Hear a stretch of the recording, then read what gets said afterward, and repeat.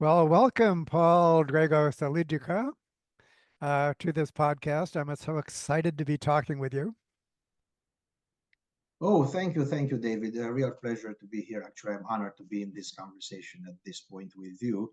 It's a more formal conversation now. We started informally the conversation long time. Yes, indeed. And so let me introduce you briefly and then have you introduce yourself. You are KPMG Professor of Governance at the University of Bucharest, a Senior Research Fellow at the F.A. Hayek Program for Advanced Studies in Philosophy, Politics, and Economics at the Mercatus Center at George Mason University. And in 2023, you were elected a member of the Academy of Europe, the Academia Europa. So congratulations on all of these accomplishments.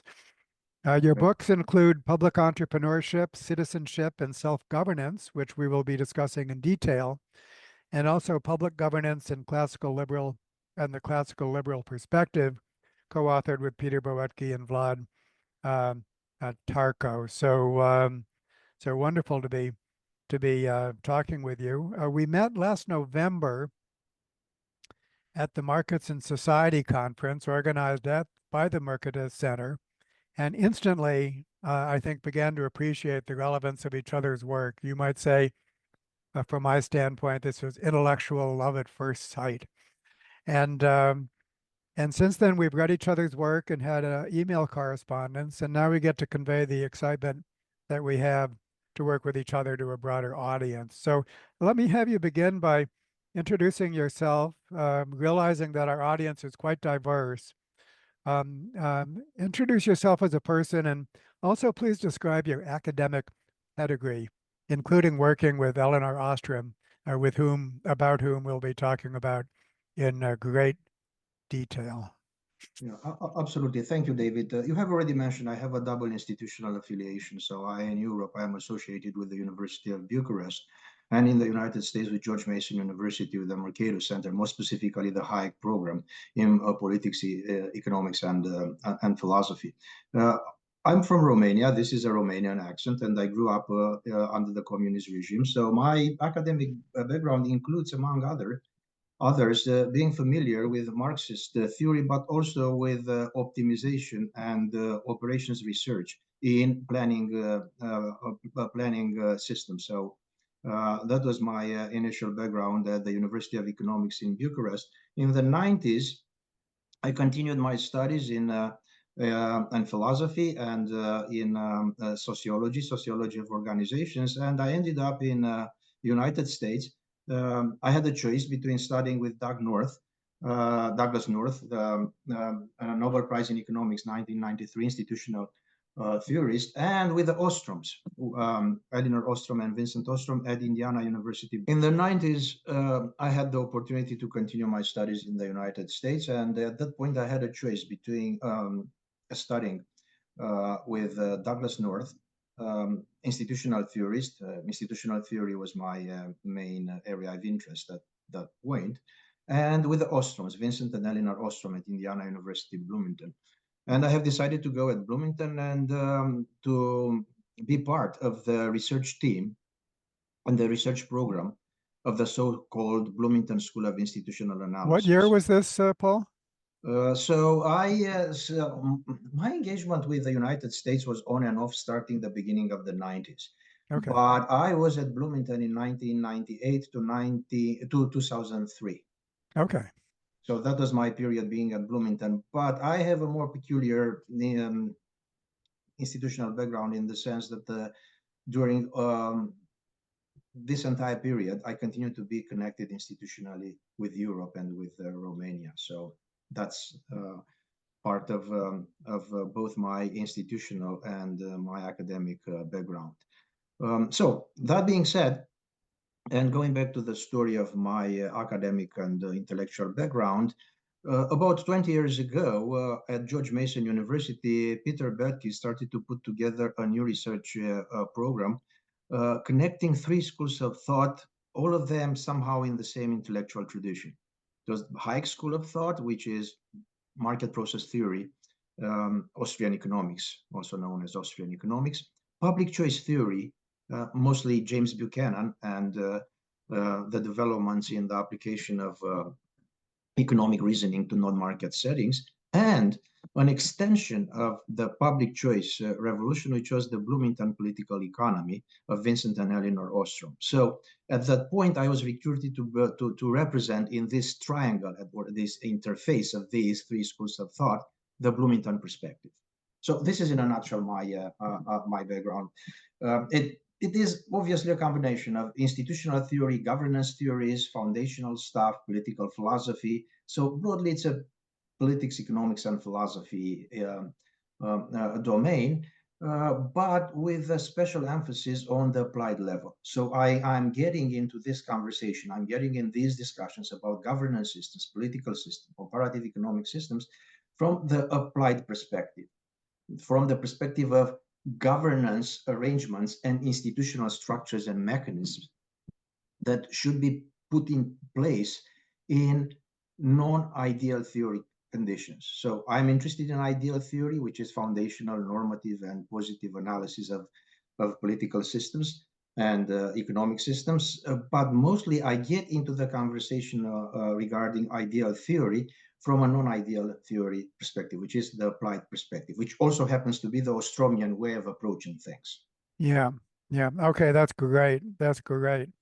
Well, let me set the stage for our conversation.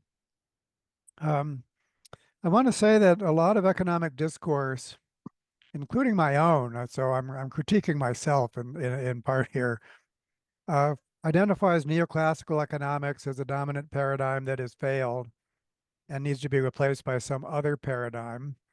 The neoclassical paradigm is centered on homo economicus, laissez-faire, the invisible hand, libertarianism, and all that. Milton Friedman, Friedrich Hayek, and the Mont Pelerin Society are typically mentioned in the same breath as architects of the neoclassical paradigm. The Mercatus Center is regarded by many people as a libertarian stronghold. After all, Mercatus is the Latin word for market. And if the work of Eleanor Ostrom is mentioned at all, it is part of the new paradigm needed to replace the old paradigm. So we have a kind of a very stereotypical and polarized discourse, basically, very much an us versus them discourse. And again, I'm critiquing myself here quite a bit. But even before meeting you, I've interacted enough with Peter Boetke, who we've already mentioned, and others at the Mercatus Center to know that it's far more complicated than its stereotype. It's not all about markets, as we're about to discuss at length. Hayek and Friedman are not lumped together, and in fact, there's an oceanic difference between them, which I'm very interested to discussing with you. And the Ostromian tradition, including Vincent, in addition to Eleanor, occupy a central position in the intellectual framework. So in short, there's a configuration of ideas here that deserves to be seen as part of a new paradigm. And realizing this can help to depolarize the whole discourse that I've just discussed. So, so I see this as a kind of a depolarizing conversation, and I'm excited about that for that reason. And for me, a key to occupying this middle ground is to realize that there's so much more to social life than either states or markets. I think when I started reading your book, that's like the first thing that I got, is that there's so much more to social life than either states or markets. And so I think this is what the title of your book refers to: public entrepreneurship, citizenship, and self-governance. And so maybe I could invite you to take the lead from here, describe the purpose of your book, and then let's discuss the Ostroms, Hayek, and James Buchanan in turn as Yes. key figures. Yes, absolutely. I think that the intrinsic logic of a conversation, looking at the developments that you have mentioned when it comes to the evolution of a specific tradition, which started in neoclassical revolution, have sooner or later, by the intrinsic logic, to lead us in the direction opened up by these three thinkers: Hayek, Buchanan, and Ostrom, or the Ostroms, if you want. Okay. But I think again that we have to reconstruct the history in a much more intellectual history in a much more careful way on the lines that you have indicated, on the lines that you have mentioned. Because if we are looking at the neoclassical revolution taking place at the end of the 19th century, mostly through analysis of decision-making in relationship with a normative space of values, which means, among others, a redefinition of the way we conceptualize the crucial problem of value in economic analysis, we realize that actually there are many branches of the neoclassical revolution. Some of them became dominating. They started to dominate the landscape, not only of economic thinking, but also of social sciences in general. And this is what we call the mainstream neoclassical line. Peter Boetke, you have mentioned Peter Boetke, when started to put together this program that I have mentioned many years ago, focusing on the Austrian perspective, public choice perspective, and the Ostromian perspective, all of them, in one way or another, as you have mentioned, being suspected of being more on the libertarian or anarchist side of things, started to articulate a different branch and try to update it of the neoclassical perspective, which is what he called the main line. The main line because he wanted to connect things back to the classical economics, Adam Smith, John Stuart Mill, and the entire traditional political economy. So bringing back politics and economics and social theory and redefining the structure and the understanding of what means to do economics and political science and the philosophy of economics and political science in the light of what we have learned from the neoclassical revolution, which is the change, a paradigmatic change at the end of the 19th century taking place in Vienna, at Lausanne, and in Cambridge. So this is the starting point. The more you start to explore the specific parameters of this line of research, of this vision, the more you start to identify the differences between what may be called mainline and mainstream political economy, neoclassical economics, and the alternative to it, as defined by this perspective, which still claims its roots in the neoclassical revolution, as defined earlier, which is the marginalist subjectivist revolution in the theory of value. One example, general equilibrium theory. General equilibrium theory is crucial in neoclassical economics, mainstream economics. This type of approach continues to take as a benchmark insights regarding the problem of equilibrium and general equilibrium, but mostly it uses it as a benchmark and as a tool of analyzing situations of disequilibrium and situations of complexity where you have the interface between interactions between social actors and complex institutional structures, in most cases organized at multiple levels, constitutional level, public choice decisions level, and operational choices decision level. So that's one of the differences between the two types of approaches. So you have these dynamics. Paul, could I maybe insert here the distinction between Hayek and Friedman here, because I think it's relevant. Friedman representing the equilibrium view, and Hayek representing a very, very different view in terms of his extended order and so on. And they might have converged on policy. Exactly right. But the underlying framework was so very different. Maybe you could just different. Address that. Yes, the difference is radical. So the difference is radical. Positivistic instrumentalism versus very sophisticated attempts to build up epistemology or even a metaphysics of social order on the other side. So in a positivistic perspective, obviously building up a metaphysics is meaningless. You are mostly focused on methodology and especially on verification or falsification strategies. That's pretty much it. So very, very different approaches. in so many respects, and still they are converging normatively on important issues which during the end of the 19th century and during the 20th century, mostly during the Cold War, were strictly determined by the geopolitical and historical circumstances. Because we have a spectrum of possible normative positions, and some of them become more salient in function of the historical era, the circumstances, and so on and so forth. So it might be the case, and that was my, so to speak, the second level of my answer to your question or your challenge.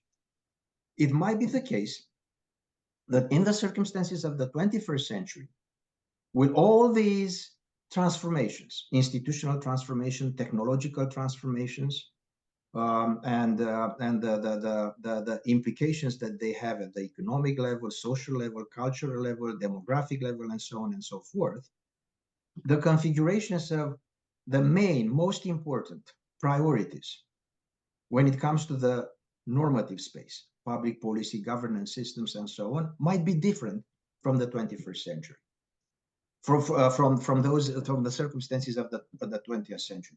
And this is the point of the research program that I have mentioned, which combines Hayek, Buchanan, and Ostrom. It's not an exercise in just understanding what these guys have done in the circumstances of the 20th century.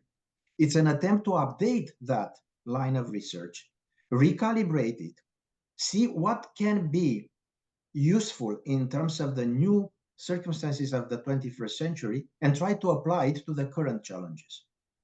So the institutional feasibility frontier has changed in the last 15, 20 years as a result of the developments in digitalization, or if you want, artificial intelligence and information technologies. Yeah, Paul, let me take a turn here, if I could, just to make sure that we're on the same page, which we are, but I just feel like I need to express some things in my own way and get your reaction to it. So my reading of the history, and I feel like I'm a pretty good amateur of economic history at this point. I wouldn't call myself a professional, but both of us are amateurs in that case. So, and maybe nobody can qualify as a professional, but you know, my reading would be along the following lines for major trends. First of all, Adam Smith was very nuanced in his views when you take both of his books and so on and so forth. And so, you know, it would be a mistake to reduce him to, you know, some invisible hand narrative, not in the least. And so so there's that point. And then the second point is that what gets called the marginalist revolution was in part inspired by a desire to make economics and the whole social sciences scientific at a time when that meant emulating Newton. Science at that time meant coming up with some physics of social behavior that was like Newton's laws of motion. And so it was very heavily mathematical. It was timeless. It was equilibrium based. It was ahistorical. And then from the very beginning, figures such as David Ricardo and Leon Walras were the architects of this. And from the very beginning, it had its critics in terms of just not being anchored in any kind of history or reality or so on and so forth. And then with the advent of Darwin's theory, because we're talking about the same period, then we have basically another way to be scientific, another theoretical foundation that was much more cognizant of history. So we have such things as the German historical school, which were more or less based on institutions. They were saying that, you know, what's taking place now is different than in the past and can be still different in the future. It led to a much more complex conception of people as being social as opposed to having, you know, self-regarding you know, the whole package of assumptions about homo economicus is basically forced upon you by the Newtonian conceptions. And so we have figures like Thorstein Veblen and so on talking about And it was very organicist, I think, very institution-based. And this is the history of the profession. And then as we come up to the present, I think, then we have people like Hayek, I think. In the first place, a biological influence, Hayek being at the University of Chicago, being influenced by Sewall Wright, one of the great fathers of population genetics, and beginning to think again in evolutionary terms, historical terms, and then developing his ideas on the extended order, which today we would recognize as him being a pioneer of cultural evolution, multi-level selection, taking it up to the present. And so that is my kind of reading of all of this. Is that pretty well? I think it meshes No, well with what you're I think saying. that we are on the same page in terms of this reconstruction of the history of broad reconstruction of the history of thinking about economic order and social order in the last 200 years or so. Great. Obviously, there are ways in which we could nuance these things. For instance, we could introduce into the picture the idea that Cambridge with partial equilibrium and Lausanne, Walras, Pareto with general equilibrium developed a rather different approach to the marginal revolution from the Austrians, Karl Menger, Baum-Wawerk, and so on. And precisely because they developed these very different interpretations of same basic ideas about the theory of value and the choices people make in relationship with such normative parameters as those given by the idea of value and the subjectivity and contextuality of value, they started slowly to diverge and go in different directions. So the more new generations you have of people evolving on these different tracks, the more the gap grows between the various branches of the neoclassical revolution.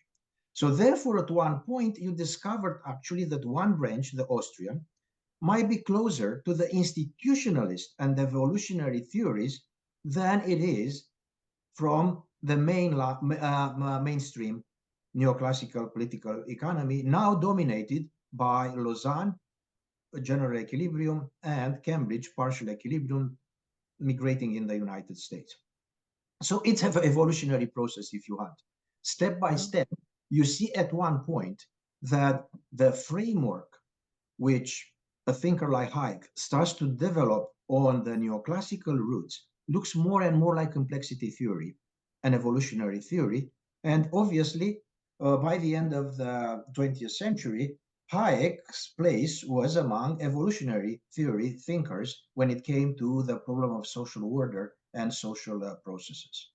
So definitely we are on the same page regarding this, and this is one of the reasons why our vision have converged, because you coming from the evolutionary theory perspective, and in a sense, the research program I'm associated with is building up intrinsically the logic of a research program, which the more it is advancing, the more it has to deal with the problem of evolutionary processes and multiple level dynamics generated in the processes of cooperation and competition in building, organizing, restructuring, changing social order and social institutions.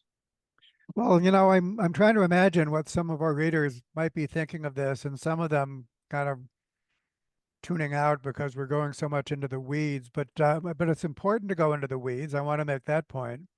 In addition to um, stressing the practical relevance, which we'll get to soon enough, while we're in the weeds, I want to which I thought of doing this later, but now I think I want to do it now, is just to say more about what's called the classical liberal tradition, and as an important part of the history of this. And indeed, it is so important to have a good scholarly understanding of the history. If we don't, then we become, I think, unanchored, adrift, I think, in many ways. And so this philosophical, historical dimension of what we're doing is extremely important, even if it seems like to get too complex for some people. So please give a little account of what's called the classical liberal tradition, and then we'll be touching back to that as we go along.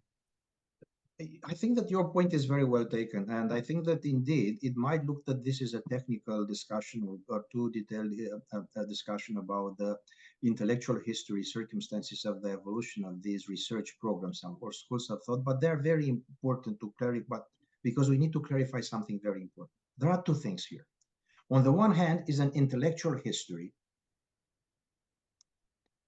approach, which is focused on the analytics and the interpretation of social order institutions in economics and other types of social processes.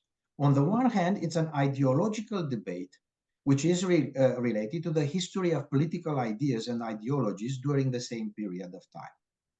These two things are related, but they are different. And in many cases, people took concepts, frameworks, interpretations from the ideological debate and simply projected them on these research programs.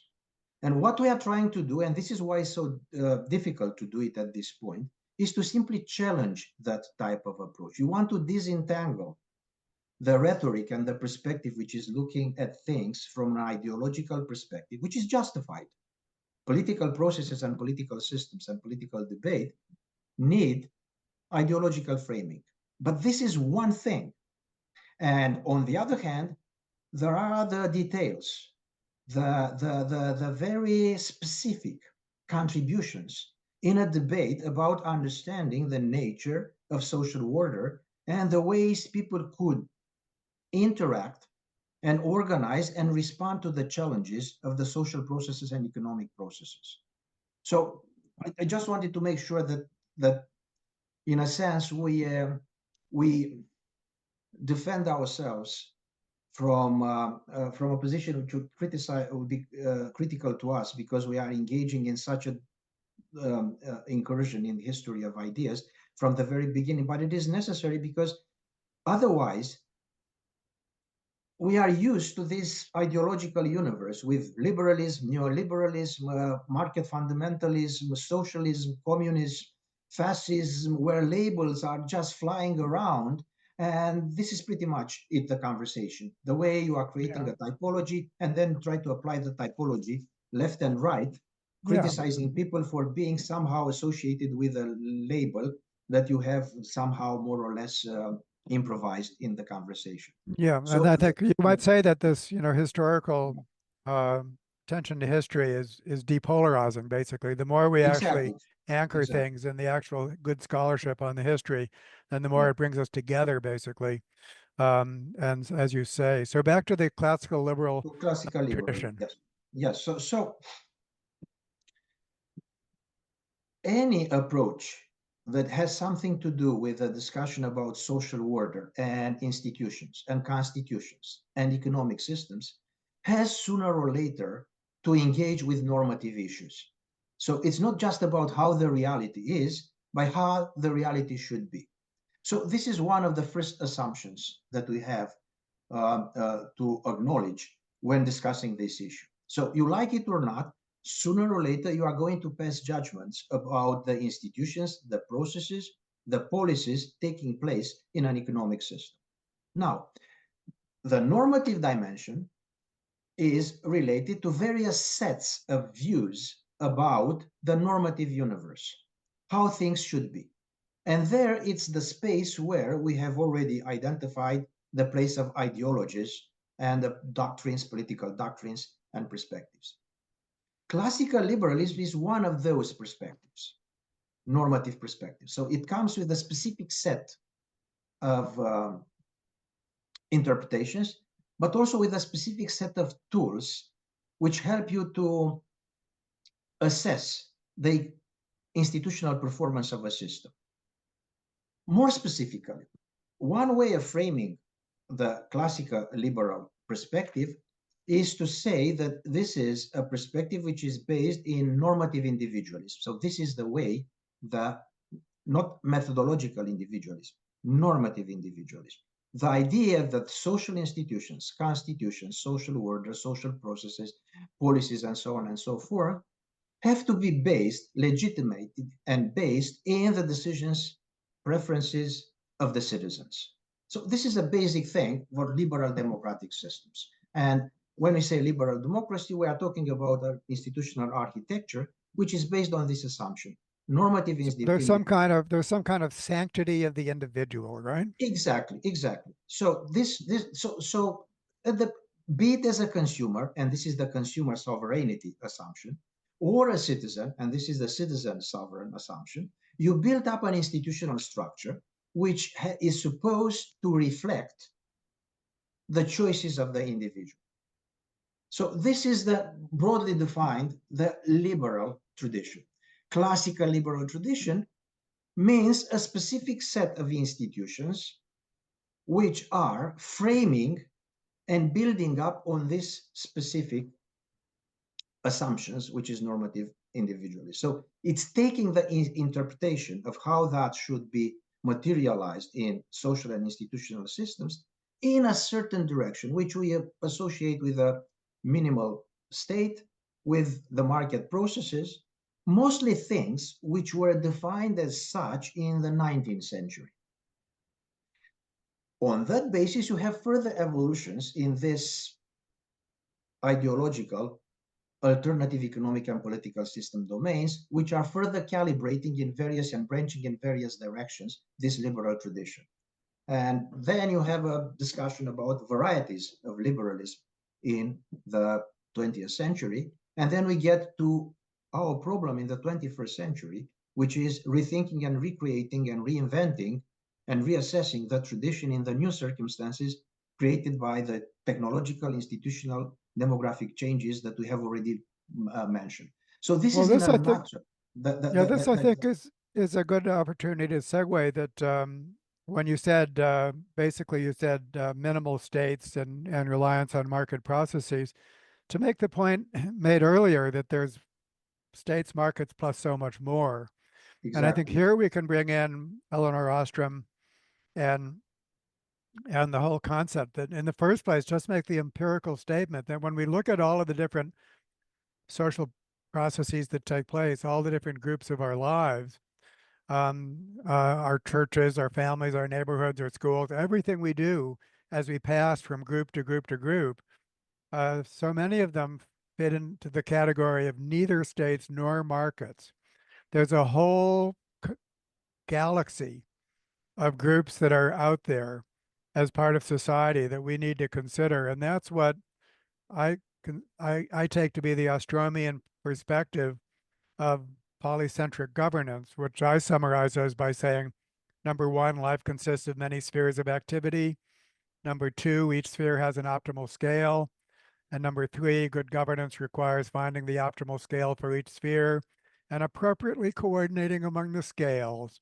And then I'd add to the top of that core design principles for the governance of any one of those groups.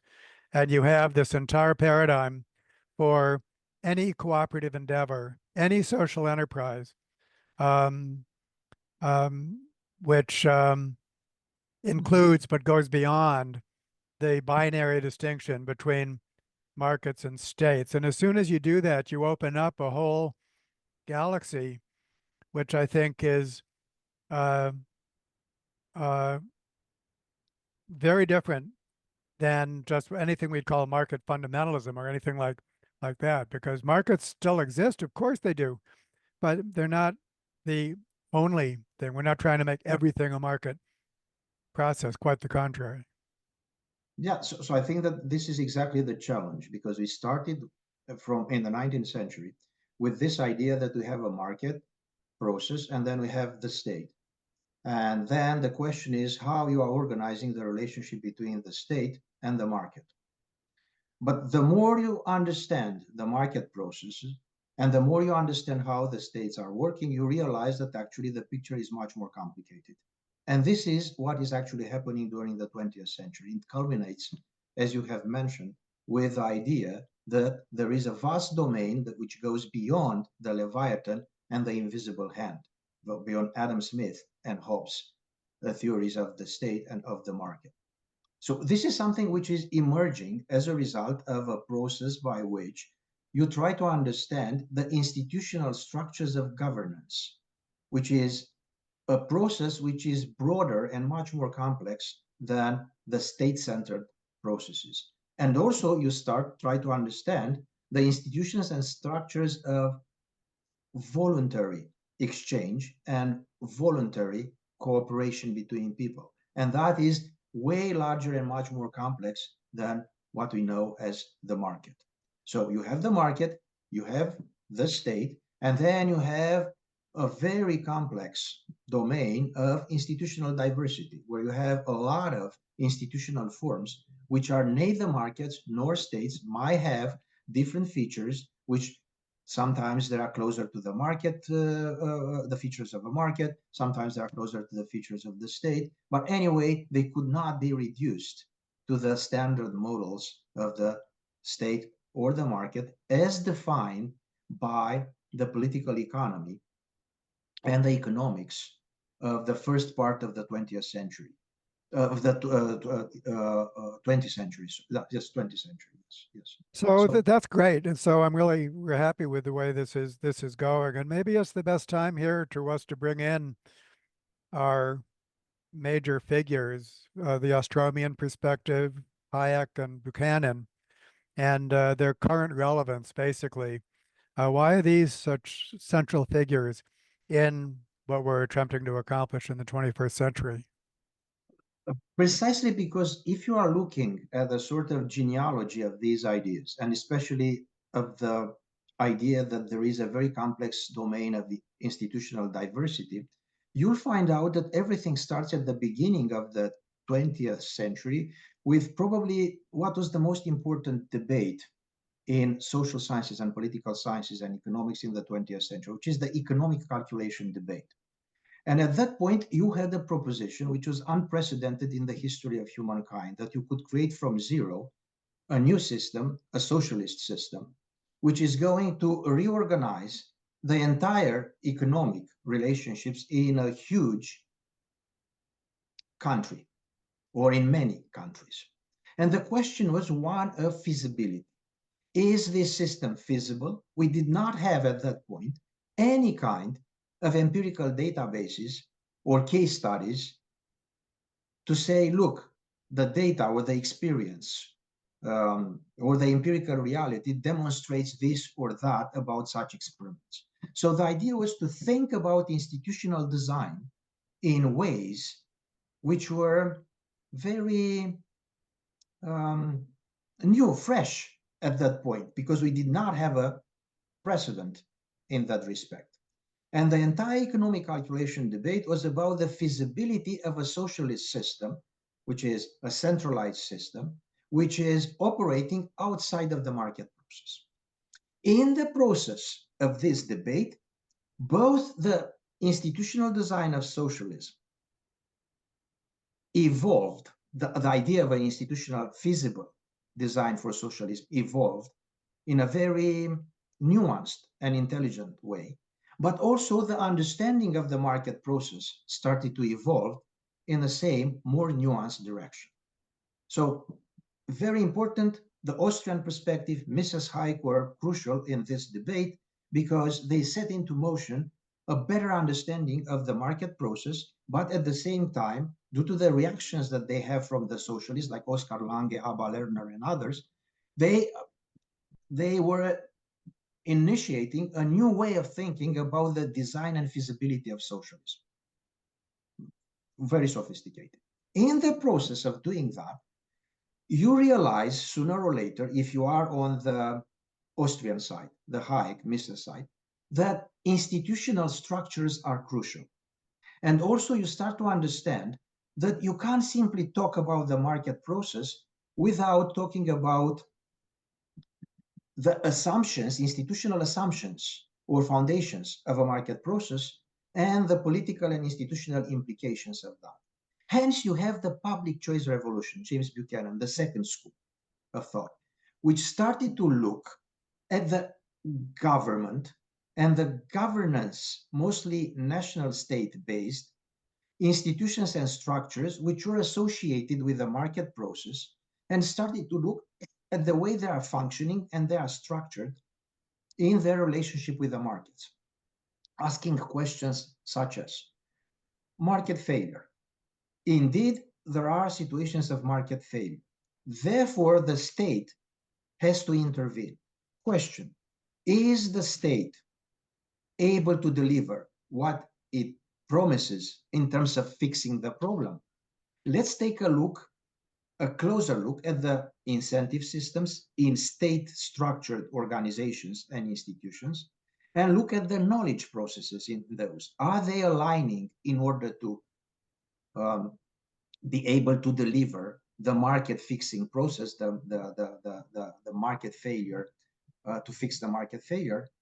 And the answer was mixed, mostly raising a serious set of questions about the capabilities of the states to deliver what they are promising to do. So at that point, we have market failure and state failure better understood in institutional and governance terms. With some bad news. Markets fail, the states may fail. And then you have the good news, which is the third stage, the Ostromian. Enter the debate and say, you know, we have some good news for you. People, in many circumstances, when the market is failing and when the state is failing, are able to organize alternative institutional structures to deliver in solve the problems which otherwise the state or the market are unable to follow. But so this is self-governance. Yes, exactly. But this is something which is complicated, is circumstantial, in some cases may fail, in some cases may succeed. So therefore, there are no institutional panacea. And in conditions of self-governance, if you are consistent with a normative individualist assumption, you can't simply say, in that circumstance, this is the solution, capital S. Let people decide. A structure of governance is created, people get together, and as a result of the normative individualist self-governance processes, they might decide to go in the direction of a market, the direction of a centralized state solution, or find different other institutional alternatives to solve the specific problem. So it's inherently evolutionary, is what we're saying. Exactly right. So this is exactly the point. This is the point where you reach after these three steps. The interface again with an evolutionary structure of thinking, multiple level approach, right? Because there are multiple levels: starts, market, constitutions, institutions, organizations, and so on, different polycentric systems. So you start to get engaged again, but this time from a different angle with evolutionary thinking. So, and this is the interface between the two research programs that we are representing here. And so this is why we're so interested in working with each other. I'd like you to say some more about citizenship, because I think that that's one of the words in your title. And I think that when I was reading your book, something I think kind of obvious occurred to me, well, obvious in retrospect. I call this my 1 + 1 = 2 moment, and I have them all the time. That the whole concept of a citizen is two-dimensional. On the one hand, it's an individual who's a citizen, and so the citizen has to be mindful of their own welfare. But by virtue of being a citizen, they're also mindful of some public good. Otherwise, you wouldn't call them a citizen. You'd call them a knave. And so say more about how you think about citizenship as so important that you included it as a word in your title. Let me say from the very beginning that you have described what you are calling in your work a two-level selection situation, right? It's exactly the same situation. You have the individual at one level, and then you have him as representing a sort of collective identity of the group the citizen is part of, and a decision that has to be taken at the level of the group, which is public choice theory. Public choice theory, it's exactly about these kind of decisions which have to take place in circumstances in which you have to coordinate and organized together with other members of your community. So in a sense, citizenship is paradigmatic. It's a key point where the interface between multiple level selection theory and the theories of governance coming from this direction are interact. When you say that and you identify the citizen and the citizenship problem at the key point, you may go in two directions again. So you could further elaborate that in a sort of evolutionary framework, or you could go in more specific ways in the direction of political philosophy and governance theories in order to understand better what are the specific circumstances and what are the specific capabilities, features of a social actor that are necessary to be there in order to have a good governance system. And a good governance system, again, it's a separate discussions. What are the criteria for defining institutional performance and governance performance in such circumstances? I would say, again, trying to translate and connect with your research program, that a good governance system is not one which is adapted to a specific environment in a static way, but it is one which has adaptability, being able to generate the processes, making that community, group, institution, organization able to catch up with the changes in the environment. Yeah, So, thank you. And so I think that first of all, yeah, you do a great job summarizing my position, and to play it back, we say all groups need two things: good governance and adaptability. Good governance is more or less covered by the Ostromian framework.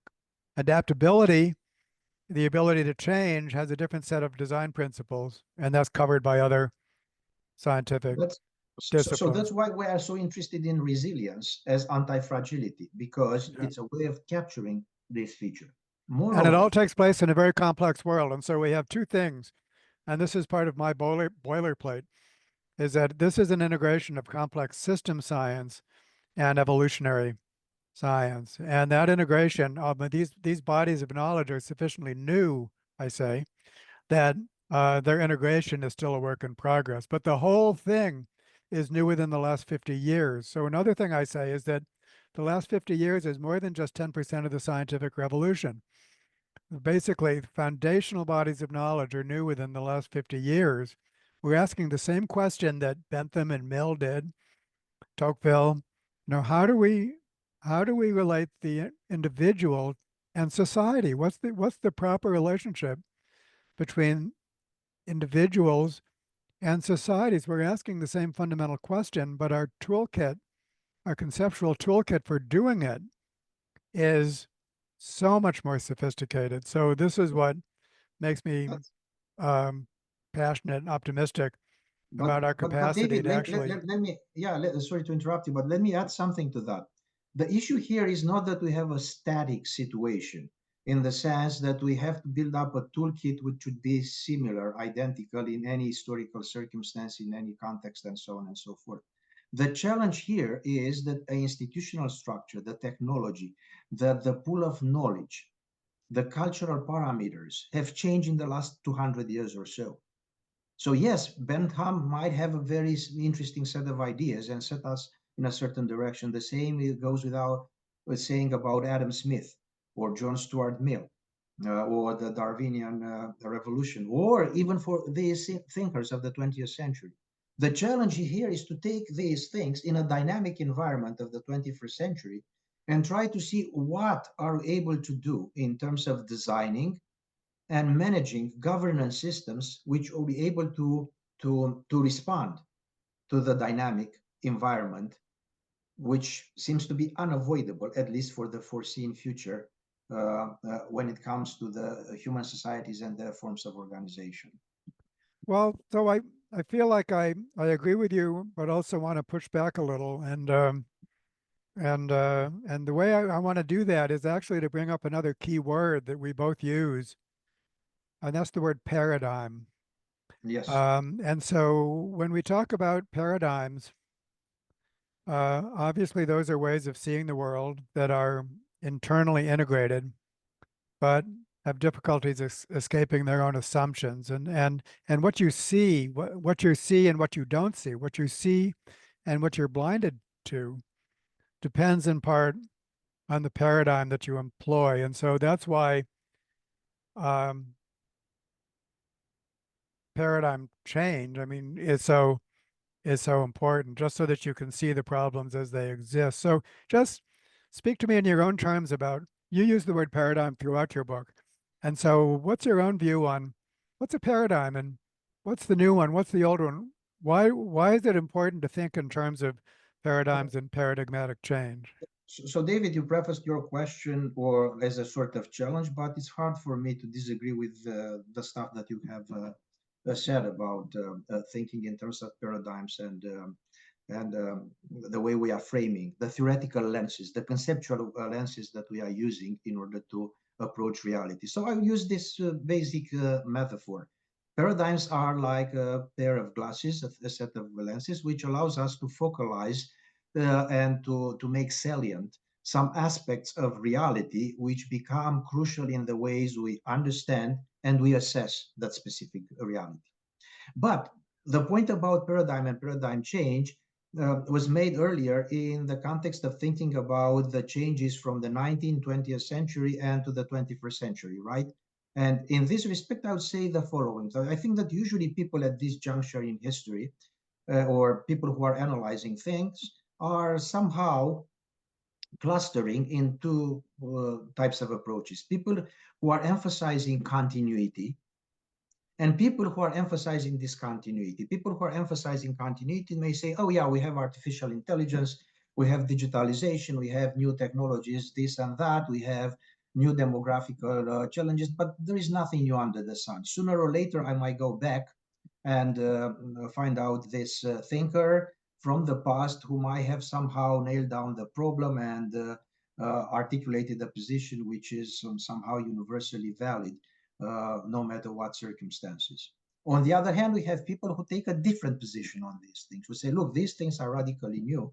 We need to structurally change the ways we are seeing the reality. We need to update our toolkit. We need to build up new instruments or to approach things from new angles. Now, obviously, when you frame things this way, you'd say, yeah, the truth is somewhere in the middle, right? So we have to do both of them.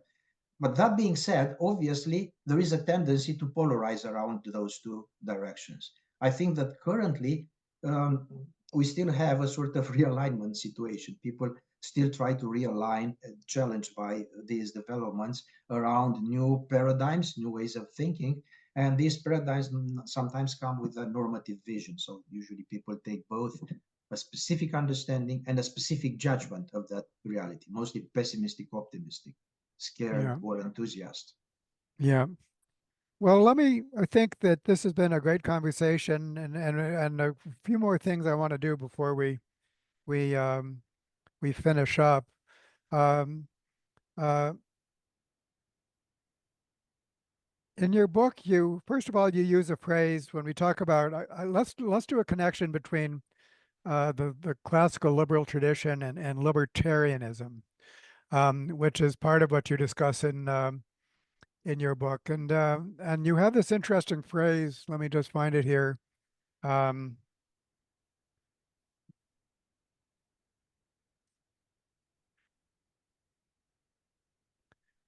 you say on page 179, self-governance is related to but different from the radical anti-statism specific to anarcho-capitalism. And so you're identifying one thing of anarcho capitalism, which I think is what many people think about libertarianism or market fundamentalism.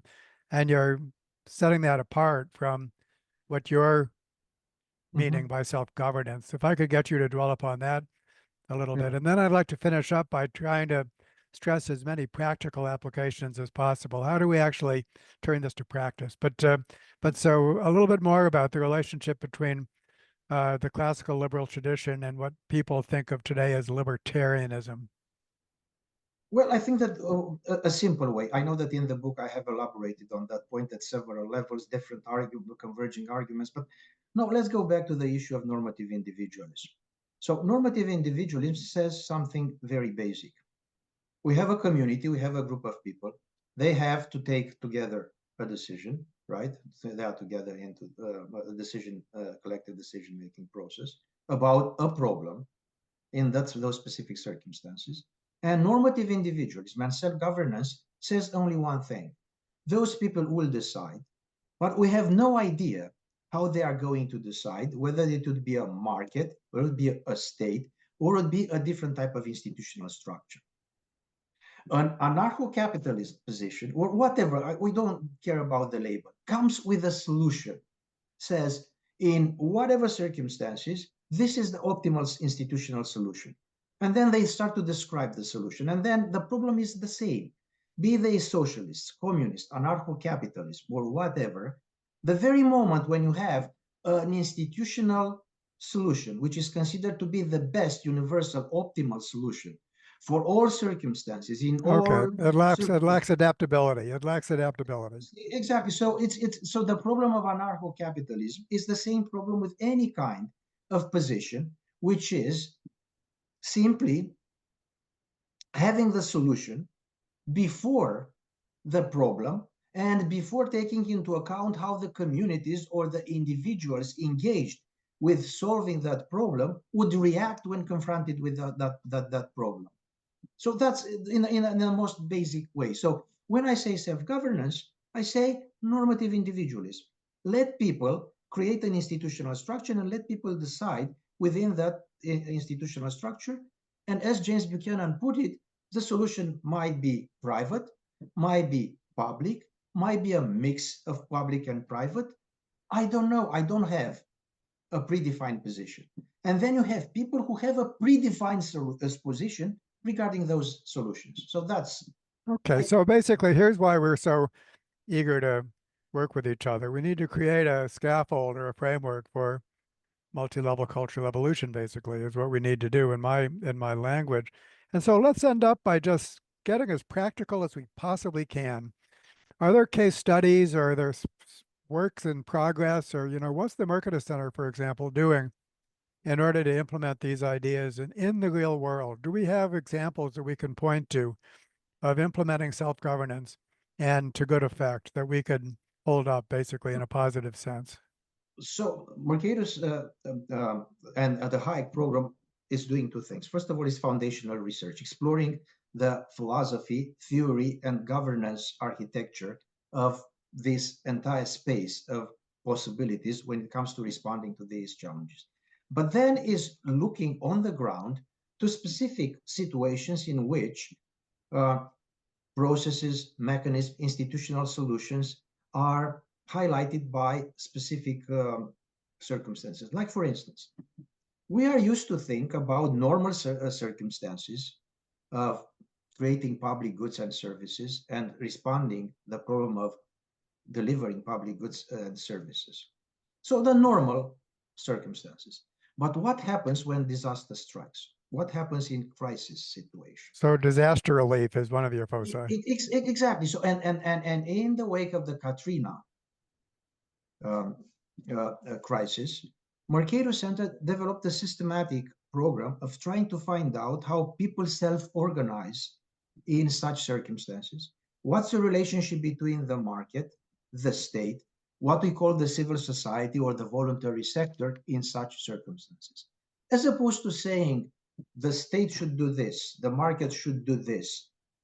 By definition, they went on the ground and they started to look at the various ways in which people have reacted on the ground and try to understand what are the main differences between success and failure in responding to those challenges. So yeah, very but applied. there's a book I'm finding here. Yeah. So this is one way of approaching these things, and this is one example.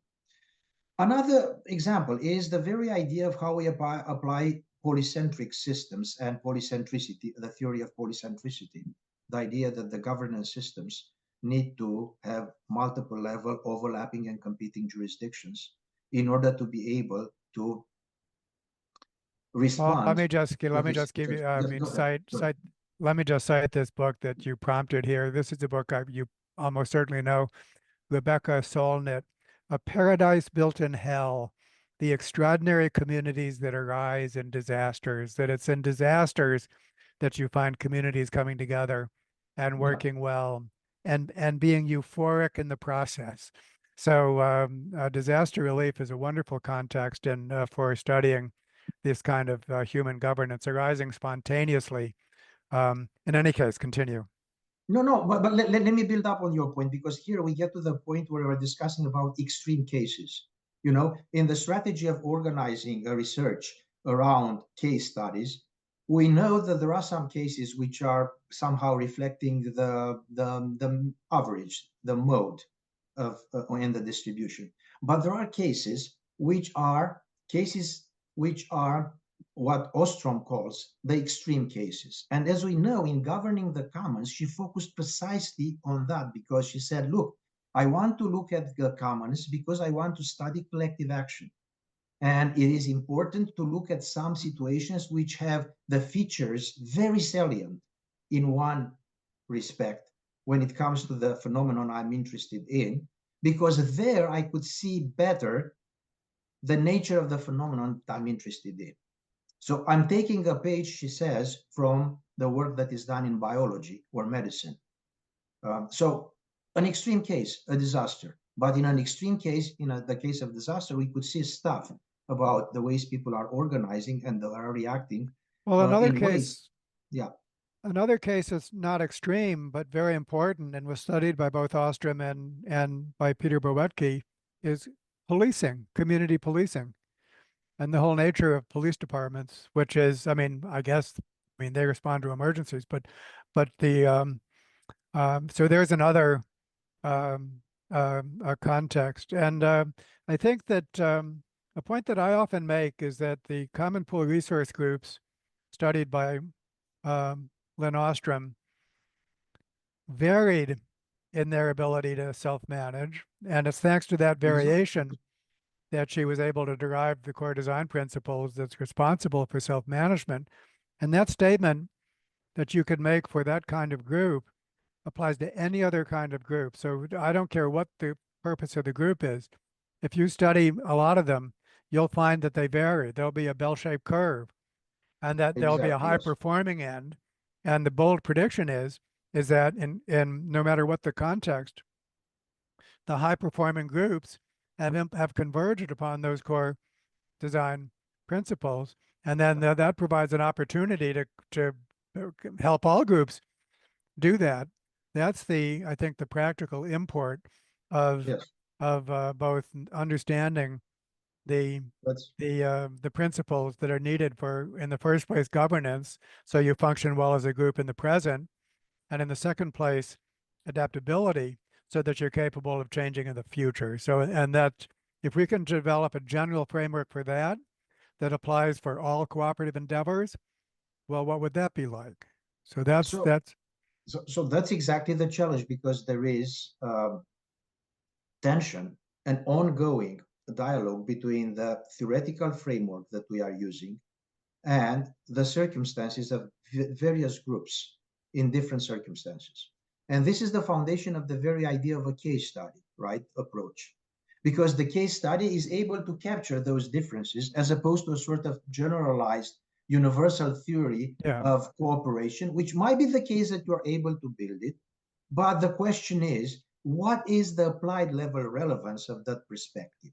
So yeah. therefore, you have to position yourself in your approach somewhere in the middle, medium range theories, with a view to the applied level. And this is what Ostrom is doing. And this is what the line that we were talking a little bit earlier, developed by Mercatus Center, is doing. And this is what you are doing in your own approach. Yeah, we So call it evolutionary case studies, and so I exactly. think So, that so the one of idea is the that things we're interested in. the idea of a case study emerges as crucial in this type of approach. And we need to understand better the ways we are using the case study methodology to do explanatory research, but also to do normative research, research which is relevant for design and for calibrating governance structures for the circumstances, changing circumstances of the 21st century, because we are going again and again to this idea, back to this idea that what we are doing is not just pure academic research, is not intellectual history, but we are trying to position and to do work with a face to the future and to the current challenges. So this is also the reason that, for instance, in our conversations, we're interested in the free cities movement as a sort of institutional experimentation and a sort of evolutionary process where we are trying to see whether new forms of organizing and new forms of governance might be emerging in the new circumstances as being better fit for the institutional, cultural, technological environment of the 21st century. This is why we are interested in national states and their relationship with federal structures or overarching international structures like in the European Union.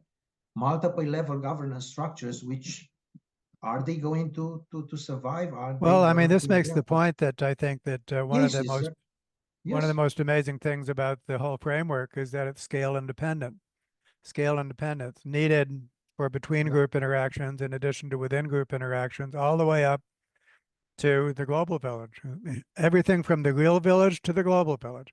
And so that's part of what we're having in mind. Well, Paul, I think that we've succeeded at conveying why we're so interested in working with each other, and then through this podcast, then